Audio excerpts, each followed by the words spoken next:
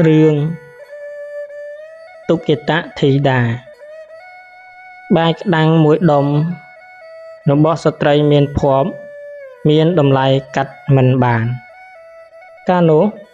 ព្រះសម្ពុទ្ធគង់ក្នុងវត្តវេលវ័នមានត្រកូលមួយនៅក្នុងក្រុងរាជក្រឹសកើតអហេវតរោគស្លាប់អស់នៅសល់តែកូនស្រីមួយនាងធីតានោះកាលបើមាតាបិតាបងប្រុសស្រីស្លាប់អស់ហើយក៏រត់ចុះពីផ្ទះទៅជ្រកកូននៅក្រោមសំយ៉ាផ្ទះរបស់ជនដទៃ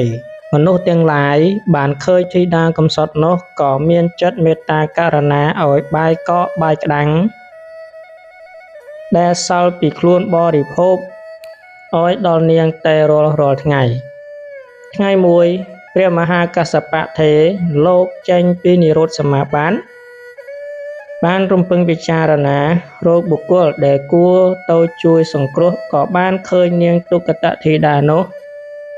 ហើយបានជ្រាបដោយសប្គ្រប់ថាបើអាត្មាអញទៅដល់នាងទុគតធីតានឹងឲ្យបាយក្តាំងដល់អាត្មាអញពុំខាន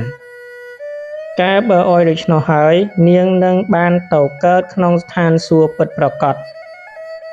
ម្យ៉ាងទៀតនាងនេះត្រូវជាមាតារបស់អាត្មាអញក្នុងជាតិជាគម្រប់3រកអំពីជាតិនេះទៅព្រះមហាកស្សបៈថេរបានជ្រាបដូច្នោះហើយក៏យកបាតនិមន្តសម្ដៅទៅទីដែលនាងទុគតធីតានោះ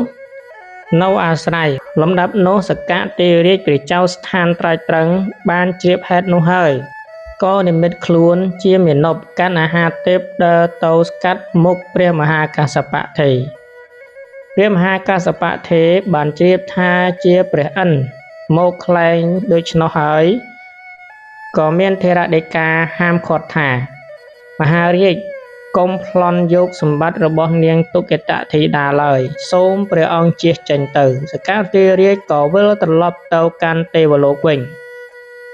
ព្រះមហាកស្សបៈថេរបាននិមន្តទៅឈរក្នុងទីចំពោះមុខនាងទុគតធីតានាងទុគតធីតាគិតថាព្រះធេរៈនេះលោកមកប្រុសអញហើយតើអញចំជាស្ត្រីមានលាភប្រសើរណាស់សេចក្តីជ្រះថ្លារបស់នាងក្នុងពេលនោះ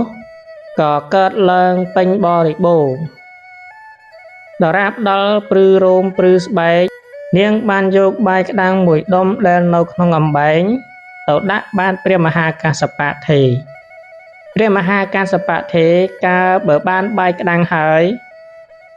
ក៏ងាយមើលនាយមើលអាយបំរុងនឹងរកកន្លែងឆាន់ពួកមហាជនឃើញអាការៈនោះហើយក៏នាំគ្នាក្រាលអាសនៈប្រគេនលុះឆាន់ហើយក៏ធ្វើផុតតានុមោទនាសរសើរអានិសង្ឃទានដោយពិស្ដារទើបមានថេរដីកាទៅកាន់នាងទុគតធីតាថាមនានាងកំសត់កាលពីជាតិមុននាងត្រូវជាមេដាបង្កើតរបស់អាត្មាក្នុងជាតិទី3រាប់ពីជាតិនេះទៅនាងទុគតធីតាបានឮដូច្នោះហើយក៏រឹងរិតតែជ្រះថ្លារីករាយជាភ័យយោភាពបន្ទាប់មកនាងក៏បានធ្វើមរណកាលទៅបានទៅកើតក្នុងស្ថាននិមាននរតីទេវលោកបរិបូរណ៍ដោយទេពសិរីចាត់ផុតសេចក្តីទល់ក្រគ្រប់យ៉ាង